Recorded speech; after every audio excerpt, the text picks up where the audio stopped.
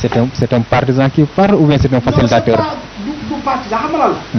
benn ku yàgg ci terrain bi la. benn ku xam nit ñi la. parce que candidat yëpp ku ci nga xam naa la nga mën xam naa la nga tënk. damay wax ni ñoom ñooñu di wax critères yi fal siis bu ñu leen yóbbu woon ba Japon. ñu ànd ak siis ñu boole leen ak un japonais bi fal siis. ci gàttal. alors merci beaucoup loolu peut-être boo ci amul interprétation rek ñu bàyyi kooku ñi nga xam ne. man rapport semaine bi quelque part. mais d'autre part nag du ma ko mën a d'accord. il fallait mu nangu que li ñu bëggoon assurer dispersion bi tax parce que wax na ko ci biir wax pour ñu dajale da nga sa ambition mooy dajale ñëpp. mais xam nañ ne kon mënuñu dajale ñëpp ba tax na ñenn ñi dem nañu à cause de ça. donc man wax nañ ko fii ci émission waxaat mooy su fekkente ne dañu tegoon ay critères yooyu kenn ku nekk nga amoon foofu ak croyance bi mais yow mën nga ko doon. bu ñu demee ba tànn kenn man dama gëm mooy kenn ku nekk da nga war a pilier wu ci loolu. foofu laa àndee ak moom. mais fële moom kële dañu essuyer te seen essuyer boobu ñu def moom moo dispersé opposition bi ba ñu nekk 5 partis déjà. against one party. su ko defee foofu pour ñu koy defee. c'est tout un problème. Je sais pas ndax benn modèle rek am ngeen ma delloo la tànn. alors merci beaucoup Amadou xam naa dañ koy bàyyi mu souffler tuuti parce que comme moom il est très actif alors dañuy ñëw ci suñu frère Baba Diallo gis nga il a parlé en tant que facilitateur yow aujourd'hui tey en tant que activiste la ñuy ñëw yow sa mission gis nga ci biir commune bi voilà ni nga xam ne noonu ngay doxalee sa mission tey Baba Diallo en tant que activiste. bu ñu jógee déjà dañuy doore ci commune bi d'abord door a ñëw ci national vers voir l'international lan maanaam lan mooy sa yéene. pardon mais il était parmi les facilitateurs mais loolu la wax sax kan Baba. waaw après nga ñëw ak moom ah d'accord sinon dañuy def benn interprétation tuuti par rapport ak le choix du candidat de l'opposition. waaw concernant facilitateur yi man membre laa ci nekkoon j'étais membre. dès le départ wala ba processus bi yëpp. non. j'étais membre. ok mais am na fu ñu dem. dañ ma génne.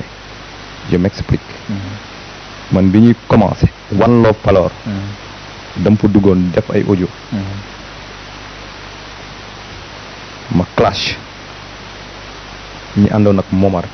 de 2014 ba à maintenant. échec bi dañ cee bokk.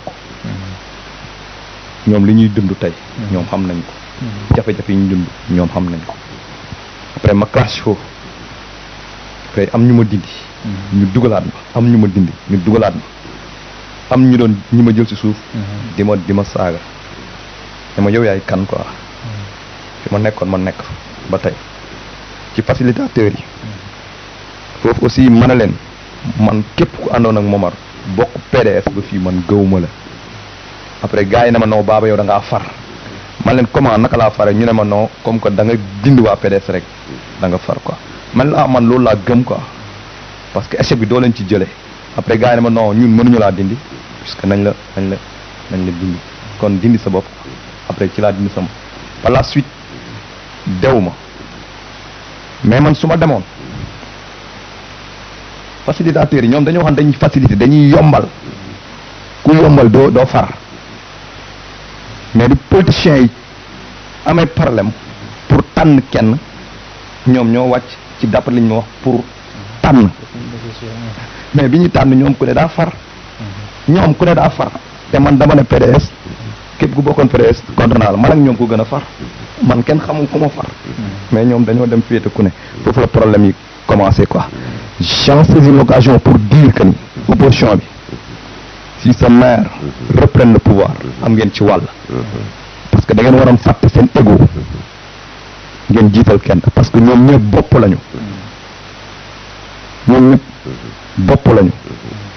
ñu la tegalee seen programme macha allah ñoom ñëpp seen niveau macha allah mënoon nañu def benn équipe boo xam ne 10 heures ñu tàggee waa ji mais échec bu amee jàppale ni yéen am ngeen ci wàll et ça me fait mal au cœur parce que ñun ñoo ce sont des têtes bu ñu demoon ci benn liste Ndiassé Kairé nekk fii Faye Ndiaye nekk fii Malick nekk fii sama professeur Dieye nekk fii les choses allaient être simples mais nag mais yow en tant que facilitateur au départ bi nga demee ba dégg résultat yi ban interprétation nga ci am bi nga déggee ni tànn nañu le professeur Ibrahima Ciss. non monsieur Yak non nit da ngay nekk góor parce que bi may def terminal il m'encadrait et quand je faisais des activités concernant notre école de football dama ko doon sollicité beneen bi mooy ba nii may jàngale nii daf may teg ci yoon bi kon candidat boobu mënuma ko rejeter ku ma naw la ku ma sopp la quoi comme tant d'autres ci ñeneen ñi parce que je parle avec tous les candidats te émission bi muy gën a dem ngay gën a xam mais daal opposition bi li am neexuma mais nag comme que noonu lañ ko gisee comme nga bëgg leen fàtte seen égo ba tey rek bi ñuy añ suñu boolu añ bi loolu lañ def waxtaan mais comme que lii am na nag ayca ñu dem waaye bu ñu gañee nag xam leen ne yéen am ngeen ci wàll. alors c'est important message ma def ci benn kii bu ndaw rek waaw parce que xam naa comme ni mu ko waxee vraiment il est très véridique mais il n'est un peu pas cohérent ak fëre ci biir puisque man jàpp naa ne ñi nga xam ne dañu bokkoon PDS wala ñu nekkoon beneen foo xam fu ñu bokk te ñu bokkoon ci jot a liggéey ak monsieur le maire ils n'ont aucune responsabilité de ce qui s'est passé parce que xëy na bañ fa nekkee ñoom liggéey nañu la ñu waroon liggéey mais un système mën na ko combattre noonu parce que dañ la coiffé donc côté boobu du ma ko nangu mais deuxième bi mooy damooy ànd ak moom 100% ci li mu wax ci nii su fekkente ne li ñu bëggoon amul ñoom li ñu bëggoon jële fi monsieur le maire amul kon déjà tous les autres sont des responsables bon foofu su fekkee dafa jàpp ne képp koo xam ne dafa àndoon ak monsieur le maire moom dalay blâmer peut-être blâmer bi mën na am ci blâmer mais su fekkee du la accepter kon comment se fait-il yàpp di sa professeur dernièrement ci sa fin wu parole nga mën ko élire mën ko accepter ci candidature bi nga xam ne nangul nañ ko ko kon c'est tellement véridique mais c'est pas cohérent les deux donc foofu loolu laa fa gis quoi. voilà ñu jox ko réplique ndax déggante ngeen ak ban réponse la ci am dama ne depuis 2014 jëm ci suuf quoi foofu laay wax waaw 2014 jëm ci suuf foofu laay wax quoi yat bi muy nekk kii bi mu nekkee président commission éducative c'était pas waaw mais c'était auparavant c'était après 2009 je pense 2009 mais il n'était pas dans 5 ans nekkul woon ci parti Momar bi parce que le maire loolu la waxoon ñoom bokkuñu woon parti dafa demoon ak beneen liste mu am conseil defoon na 5 ans quand même en plus ñoom waa PDS jamono ji ñu ngi ko nguur gi di def lu leen neex il m'appelait bu leen déglu pëlu doxandem bi xaaral ma ñëw ñu dem ci benn élection j'ai combattu Momar j'ai invité tous les candidats Kër Moussa ne leen kaa leen teg seen programme pour askan wi xam ñi ñuy voter mais ñu yebal ay jeunes ñu jëw tas sama affaire yàq sama affaire ñu jaay ma doole dem te ñooñu jafe-jafe ñuy dund tey ñoom dañ ci am wàll looloo taxoon ma doxale noonu ba ñii ba nekk tamit dama gëm loolu quoi parce que ça ñoom ñoo doon buuma ko bumi di def lu neex te askan wi doon na souffrir voilà alors Baba Diallo en tant que activiste bon say activité sa discours bi ñuy gis dafa limité wu ci commune bi wala dafa am beneen discours boo bëgg jàllale au delà de ça waaw man sama discours waaw li ëpp nag ci commune bi laay wax mais peut-être dinaa wax ci Sénégal dinaa ci wax en plus dinaa wax ci Afrique parce que en fait Sénégal doxul lu tax doxul peut-être dañoo am ay problème njiit mais tamit askan wi am nañ ci wàll quoi day am benn bindkat bi wax ne si le peuple est savant il est difficile à gouverner mais malheureusement lu ëpp ci askan wi daa am dañoo limité wu moo tax politique yi yàpp ñu moo tax ñu saa su ne dañuy nekk di def éveil de conscience beneen bi mooy aussi dañuy woo Sankara te kuy wax Sankara waxoon benn bañkat ak lu mu doon prôné naam rey nañ ko mais tamit yeneen Sankara ñu ngi ñëw mais yeneen Sankara yi am na ñu nekk ci politique bi yeneen Sankara yi am na yu nekk ci leneen man daal je parle de l'Afrique en plus je parle aussi de la France quoi parce que booy xool tous les pays qui parlent le français sont les pays les plus pauvres du monde. Tous les pays qui ont le franc CFA ñoo ñëw pays yi gën a ndóol ci monde bi. ban link la am nga bëgg wax foofu entre langue bi ñuy am colonisation bi maanaam ban link moo bloqué les pays francophones selon vous. waaw parce que xam nga ne français yi bu ñu colonisé dañ fay des. maanaam seen système dafay des quoi léegi booy xool le système français ak le système anglais bi day wax anglais bi du am assimilation mais français bi day am assimilation. Quand certains Sénégalais te parlent le français tu crois que ce sont des français léegi buy ku dëkk South Africa wala ku dëkk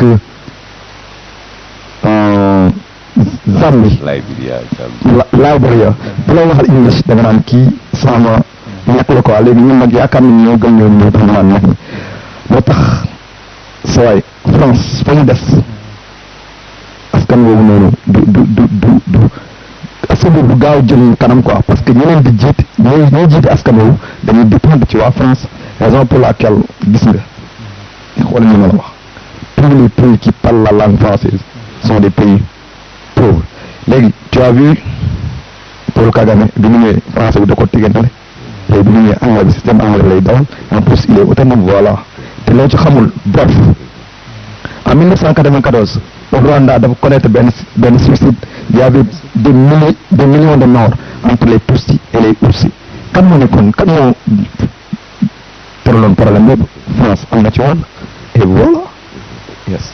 waaw kooku bëgg naa fa laaj en tant que activiste ci commune nga xam ne comme dañuy wax bay ci sawe bi tànk je pense que dina c'est bien quand même nga activer ce mouvement activiste ba la France ku ne gis na ne mu ñu accaparé ni mu ñu nootee mais au niveau de ton commune là nga xam ne fii nga xam ne mooy commune Kër Moussa yan jéego nga xam ne moom nga fiy def ci wàllu activisme ak ndax da nga fi am benn mouvement wala boo xam ne moom ñoom nga àndal wala you are single ngay mën say mbir wala nan. waaw man woowuma kenn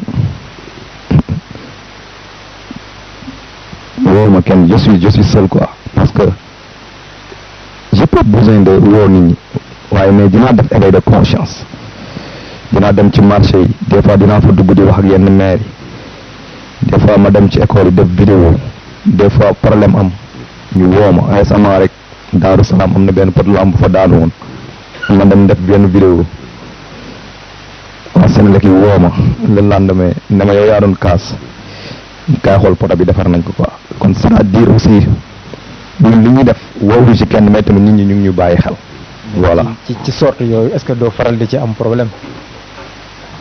sax yi problème yu métti rawatina sa biir gàlle man je ne connais pas ma maman je vis avec mon oncle qui est mon tout mais li may def nii neexu ko quoi des fois man ak moom dañ ci am ay réeroo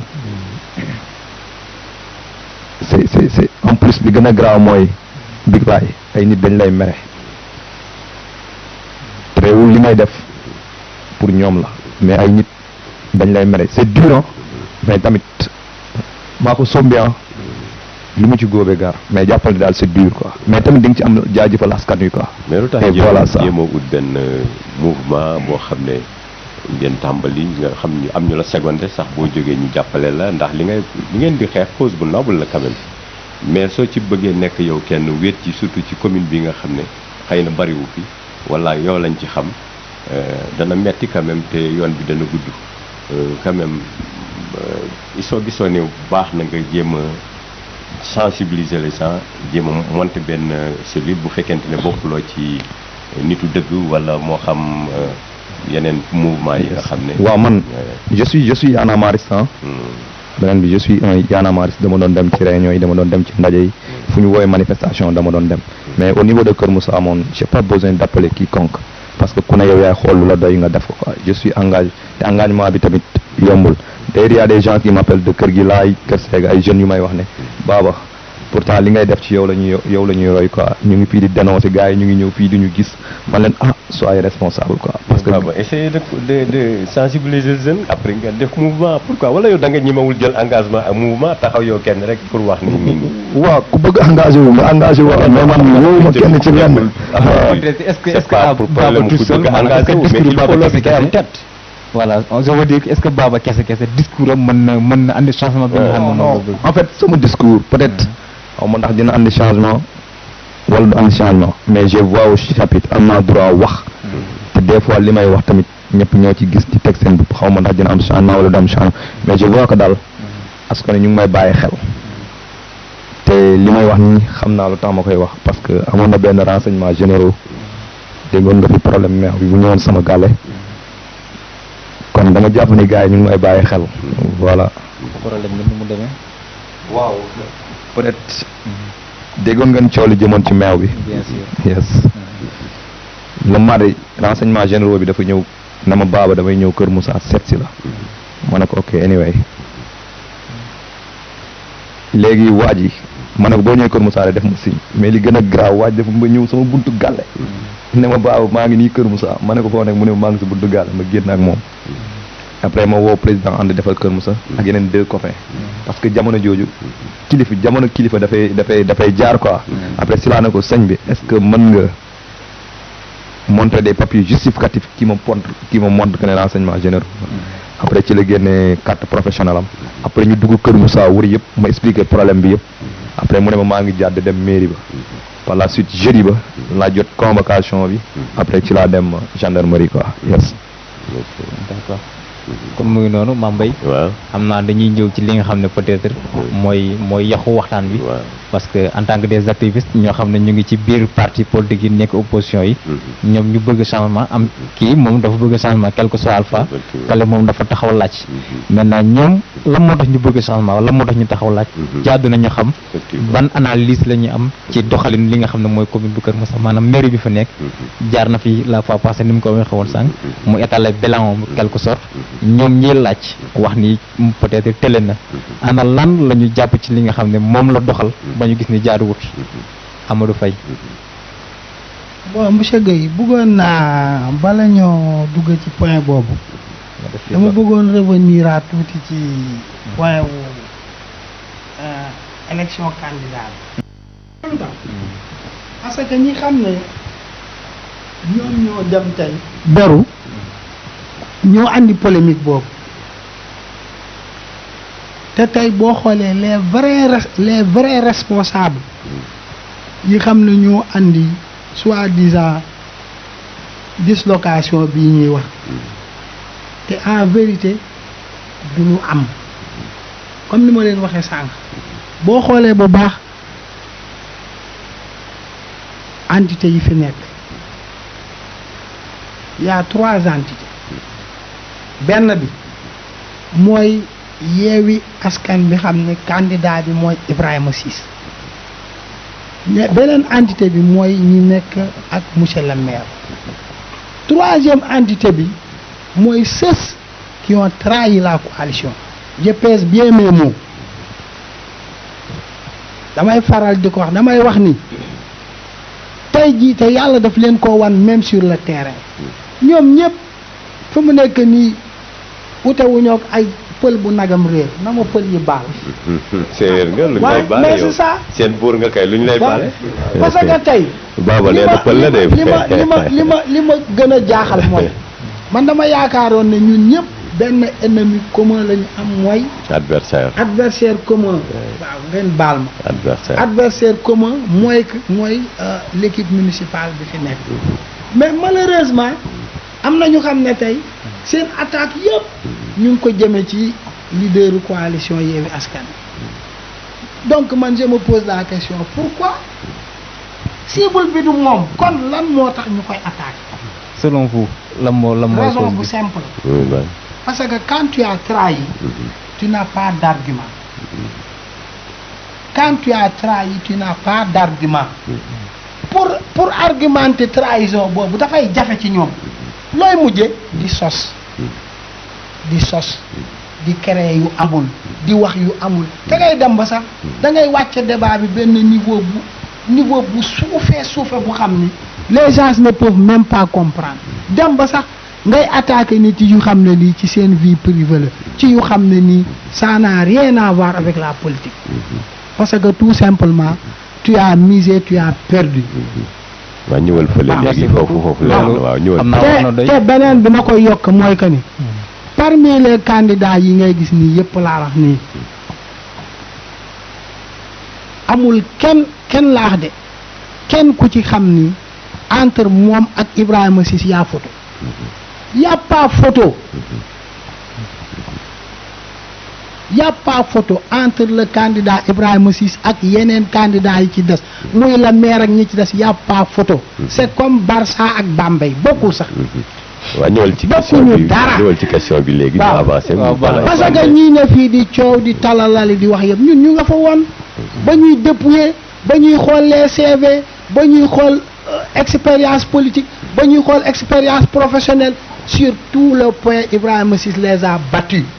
merci Amadou Faye sànq waxoon nga ne xaju bi mais waaw donc kon dama bëgg fii le débat laa ñu clore ko parce que tout simplement ils ont trahi la coalition bëgg a wër nag di wax ay wax yu saf ak yu saful te ci terrain bi nag yàlla wan na leen ko parce que ce que Ibrahima Ciss a réussi amul kenn ku ko ci mën a réussir ci ñoom. mais foofu mën nañ ci bañ a xuus dañuy ñëw ci beneen question mais ñoom tamit li ñuy teg ci taabal moom mooy dafa am ay résultats préfabriqués. mais résultats préfabriqués man sax ci ñoom laa ko ñoom ñoo nekk ay candidats préfabriqués ñoom ñëpp je te dis de. ñoom ñëpp c'est des candidats yoo xam ne nii maanaam dañoo jël départ te coup de gong bi demagul. alors pour preuve. dama lay wax de boo gisee sax li leen arrivé nii looloo waral sax débâcle bii ñu am nii parce que damay wax ni xewuñu la tàgg luñ la xewuñu la dig déwén nga maquillage ren cappa-cappal make-up préparu solu di xaar xew wi déwén mu taw ci sa kaw looloo leen dal.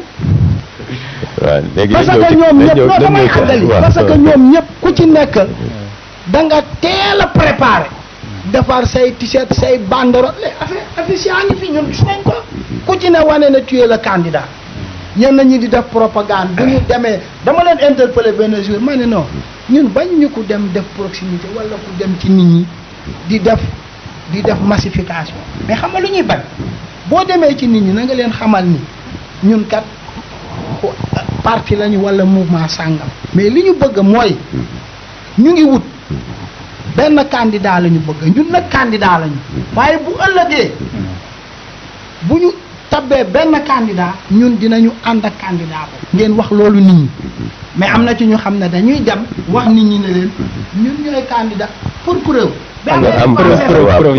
dañu taxaw ñu relancer la tuuti légitime bi. waaw baal ñu tuuti ñu dal ci question bi dañu ñëwaat ci question c'est ça au début fa xam naa yaramam daa gaaw tàng yaa ngi wax na xaju bi mais loolu yëpp boo ko fa nar a étaler moom du sotti le bilan yow en tant que opposant yow miy laaj naka nga gisee li nga xam ne mooy bilan maire bi fi nekk wala équipe municipale bi fi nekk. bon y a pas de bilan. ah déet waay non xam nga man dama toog keroog ma suivre maire bi ngeen ko invité fii mais sama xel dafa am lu ma jox am na benn émission bu doon def télé ñu koy wax au théâtre ce soir man dama meloon ni ku nekk au théâtre nag dafa am ñaari forme de théâtre dafa am théâtre comique théâtre tragédique comique bi mooy loo xam ne dalay reetaan loo beneen bi nag dalay merloo loolu laa doon seetaan keroog parce que maire da ngay dem ba quelque fois sax man damay wax ne maire mi waroon naa mën a dem ci ñoom saa neex parce que tout simplement yow mun nga yor commune pendant 20 ans ñu lay poser ay questions ngay def Lat Joor ak tubaab ba di wër-wërloo gaa yi bu gaa yi nappee fii nga jaar fii bu gaa yi nappee fii nga jaar fii mais doo wax ci programme bi. nag doo wax ci programme. waaw non damay ñëw ci programme boobu te ma ne la amul bilan y a pas de bilan. parce que amul bilan da ngay wax bilan ñu xool yéen sax keroog laaju leen ko bilan. si laaj nañu bilan laaj nañu bilan. bu ngeen ko laajee bilan tamit moom tontuwul bilan. parce que un bilan dafay nekk lu xam ne nii la Ablaye Wade doon wax weddi gis bokku ci. gaa am nee na askan wi la koy delloo bilan bi. waaw dama wax sax ci benn place ma ni maire bu amoon un bilan day jël Palor TV ñu defal ko mu fay leen ñu defal ko publier reportage dugg ak moom ci dëkk bi ñu wane ay réalisation mu fay leen ngeen wane ay réalisation bu ngeen ñëwee da koy teg rek nit ñi seetaan du laaj sax muy wax ak noonu wala muy commenter. mais est-ce que deful ay réalisation yoo xam ne du lu physique. non mais xam nga réalisation li ñu naan tungu ne du teew ñi nataal xam nga man dama ko déglu li tax ma ne la dafa am comédie dama koy déglu bu ngeen ko posé question yi mu jël question bi delloo ko population yi. waaw bu affaire yi tàngee mu sëf ko état. Amadou. waaw nga baal ma tuuti ñu relancer la quand même. waaw. ñun c'est pas le monsieur le maire. pour débat wam ak loolu. waaw mais dañ la wax ni. waaw bilan bi nga xam ne. waaw xanaa yow bu fekkee nee na def na nga ne defut di nga wane ne fii bërëb nangam lii moo fa waroon a nekk fa. bërëb nangam lan lañ fa waroon def defuñu ko fa. nangam pour nga ñu bañ a nekk stagné ci monsieur le maire nangam. waaw léegi pour mu kon donc débat li bi ma gën bëggoon a am valeur mooy nga wax. li nga xam léegi ne li ma esthétique. bëggoon mooy. Oui. li ma bëggoon mooy. moom dafa am 9 domaines de compétence transfert. yéen a waroon ni ci domaine santé ci domaine éducation lan mooy bilan am lan nga gis wala lan la ñu waroon a def defuñu ko laa bu ngeen ko defoon. non ñun bilan lañ la laaj. bilan kay. mais boo ma monsieur le maire. laajee un bilan global. waaw. man li ma bëgg laa la wax. xam nga keroog nee naa la dem na ba sax yéen mu leen di poser ay questions. non mais tamit dama leen di delloo loolu. un alors bilan waaw da nga koy jël. Amadou. waaw le bilan du maire. waaw dañ ko départager ay émission. waaw dañ fi invité commission santé. waaw invité commission finance. mu am benn partie. waaw am beneen commission bu ñu invité yaakaar naa sport jeunesse sport. voilà oui. moom fi ñu dem ak doon dem ak moom mooy le domaine. waaw boo seetloo loolu mooy problème bi nga xam ne moo gën a xuus mu defaale bi une façon ramasser li nga xam ne mooy bilan am. maintenant waaw yow mi nga xam ne wax nga ne doxut. waaw mën nga ñu duutal baaram ci lenn ci ay commission. très bien. loolu mooy moom la merci ñu bëgg. bon d'abord dama bëgg ñëw ci santé toujours dafa am benn comparaison bu may def ci domaine santé man yàlla dafa def ci li may liggéey damay liggéey ci ak santé lu bëri maanaam poste de santé yi ma def benn constat boo demee dans le Diender muy commune de Diender bi xam ne moo sës ci ñun Diender 21 villages la ñaar fukki village ak benn am na 7 postes de santé pour rek dindi li mu waxoon keroog di wax ne poste de santé yi day répondre ay normes population lu muy polariser ak yooyu mais 21 villages fu ma mën a amee 7 postes de santé 37 villages nga am 2 postes de santé donc loolu da lay xamal ne kon échec total mu am ci wàllu santé mu amaat beneen erreur bu rëy bu am ci wàllu santé muy lii ñuy tabax Kër Moussa newuma baaxul de mais dama wax ni yow mënoo ñëw dans une commune bu xam ne tu n'as que 2 postes de santé Kër Moussa déjà poste de santé mooy poste de santé référence Kër Moussa village. bu Kër Moussa village ba tax na tey dama gisoon ni lii ñu doon tabax Kër Moussa tey waroon na tey buñ koy tabax tey mu fekk tey ñu def mbul poste de santé def ko tuul def ko xinin maanaam sur les 37 villages au moins 7 villages à 10 villages ñu am poste de santé mais tey loolu échec la dinaa tontuwaale nag parce que dégg naa keroog mu wax case de santé Xodaba case de santé Xodaba dama wax ne moom dafa xëy dégg ne Xodaba am na case de santé mu ne testé nañu xaw ma def nañ fa lan de référence moom la ñu am doon na ma ko expliquer ni ne def nañu xaw ma lan la waxati sax non kon demal ci beneen. waaw ni expérimenté ne expérimenté nañ ko à Xodaba mais yow poste de santé boo expérimenté day fekk nga tabax ko moom tabaxul poste de santé. non waxul loolu de. waaw déglu daf ko non waxul ne dafa déglu dama lay expliquer moom daf ni. dañoo expérimenté. dafa yóbbal ay experts. pour ñu xool lan la ñu war a ajouté waat foofu ci case de santé bi man Matar ci boppam sax wax na ma ne bëgg nañu tabaxaat beneen maternité. mbay espace boobu fa mbay bi ñu ko waxee mu ne loolu yebal na fa ay nit ba xool nañ ko. mbay ba nga xam ne ma ne ko am nañu espace mu ne du problème yi espace maanaam experts yi. mbay def ñu résultat wu. mbay la ñu expérimenté. mbay loolu la wax mbay man je suis mieux placé que yow. non pas man maay wax. waaw non xam nga da ngay dëgg pour wax la loolu dama bëgg a xam dama la bëgg a xam ni.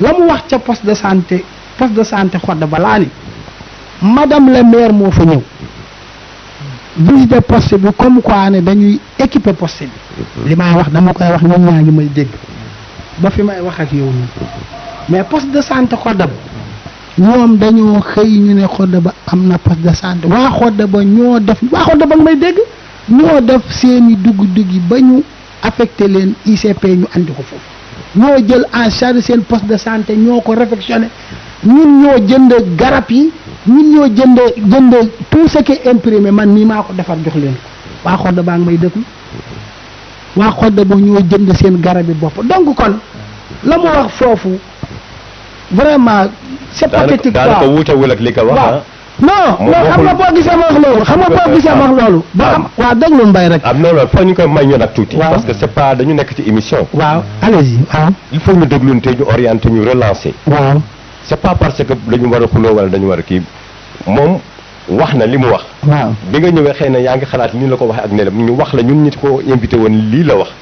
weesul loolu yónnee na fa ay experts ñu dem inspecté xool li nga xam ne moom fa manqué ñu war ko fa def loolu nag ñu ne ko am espace ak nangam mu ne xaarul loolu li muy xaar mooy ñi demoon inspecté ji ñu jox ko seet la nga xam ne moom la ñuy yóbbu ñu seet lan la war a. Mbaye luy expert léegi nag. Mbaye luy expert yow Mbaye. maanaam ñu dem xool lan ak lan lañ fa war a def. loola nag comme noonu la ko waxee man Matar ci boppam wax na ma loolu loo xam ne moom la ñu soxla donc wax na ko nañu xaar ba gis ko buñ ko gisul ñu dem léegi bu fekkee ci wàllu santé wax nga foofu. nañ dem ci wàllu. sport éducation leneen ak leneen. waaw c'est quoi. waaw léegi ñu ñëw ci wàllu éducation. 2 semaines ci ginnaaw ñëpp gisoon nañu vidéo boobu doon daw à Kër Moussa la sax et classe sax ma coro la mi nekk ci. voilà très bien. ñu gis ay xale yi toog ci suuf. yóbbaale ban. beneen bi man visité naa école yu bari ci commune bi da ngay dem ci école yu xam ne école 59 lañ ko tabax. dégg naa sax bi ngeen invité fii gos bi dëkk 50 muy wax mu ni moo réalisé bureau directeur bi